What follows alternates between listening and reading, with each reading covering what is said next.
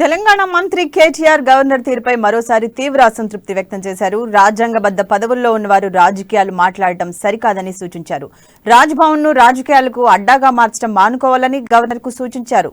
Governor అధికారిక నివాసంలో ఒక పార్టీ నేతల ఫోటోలనే పెట్టుకుంటున్నారని విమర్శించారు. కొద్ది రోజుల క్రితం బ్రిటిష్ కాలం నాటి బానిస చట్టాలు పోకడలు పోవాలని ప్రధానమంత్రి నరేంద్ర మోదీ చెప్పిన విషయాన్ని గుర్తు చేసిన కేటీఆర్ బ్రిటిష్ కాలం నాటి గవర్నర్ వ్యవస్థను ఇంకా ఎందుకు కొనసాగిస్తున్నారని ప్రశ్నించారు.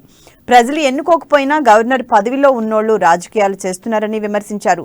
రాజకీయాల్లో ఉన్నవారికి గవర్నర్ పదవి ఇవ్వొద్దని గుజరాత్ ముఖ్యమంత్రిగా ఉన్నప్పుడు స్వయంగా మోదీనే చెప్పిన విషయాన్ని కేటీఆర్ గుర్తు చేశారు. అనిపిస్తే మీకు రేపు అక్కడ వస్తుంది, మాకు కూడా తెలుసు, మీకు కూడా తెలుసు. కానీ దయచేసి ఇది కూడా ఇచ్చుకోరు. కానీ అది మరి గవర్నర్ అనే పోస్ట్ ఇప్పుడు అసలు గవర్నర్ అనేది ఏముంది? ఇవాళ భారతదేశంలో పార్లమెంటరీ ప్రజాస్వామ్య వ్యవస్థలో ప్రజలు ఎన్నుకున్న ప్రభుత్వాలు ఉంటాయి, ముఖ్యమంత్రి ఉంటారు, ప్రధానమంత్రి ఉంటారు. గవర్నర్ అనే పదవికి ఒకప్పుడు బ్రిటిష్ కాలంలో ఏమైనా అర్థం ఉండే, ఎందుకంటే ఆనాడు పైన వైస్రాయ్ ఉండే, కింద గవర్నర్ ఉండే, వాళ్ళు సంభాషించుకుందరు. మరి అయితే ప్రధానమంత్రి ఆయన పేరు ఏమైనా వైస్రాయ్ మార్చుకోవాలా, లేకపోతే ఇక్కడైనా గవర్నర్ని ఎత్తేయాలి, ఏదో ఒకటి చేయాలి. ఆయన ఆలోచించుకుంటే మంచిది. ఇతరులకు చెప్పే ముందు, వాళ్ళని రాజకీయ పరమైన ఒక టూల్గా వాడుకునే ముందు ఆయన అన్ని ఆలోచించుకుంటే మంచిది. కానీ ఇప్పుడు నేను ఇదంతా మాట్లాడి ఇది పెడతారు, మీరు రేపు అది ఎత్తేస్తారు. నాకు ఎరికే జర అది కూడా చూపెట్టు, అది కూడా చెప్పుండ్రు.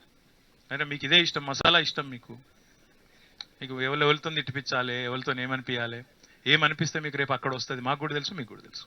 కానీ దయచేసి ఇది కూడా ఇచ్చుకోరు. కానీ అది కూడా ఈయన కొద్దిగా అసలు తెలంగాణకు జరిగిన అన్యాయం 9 ఏళ్లలో 100 కిలోమీటర్లు వేయలేదు. సిగ్గు తెచ్చుకోమని బండి సంజయ్కి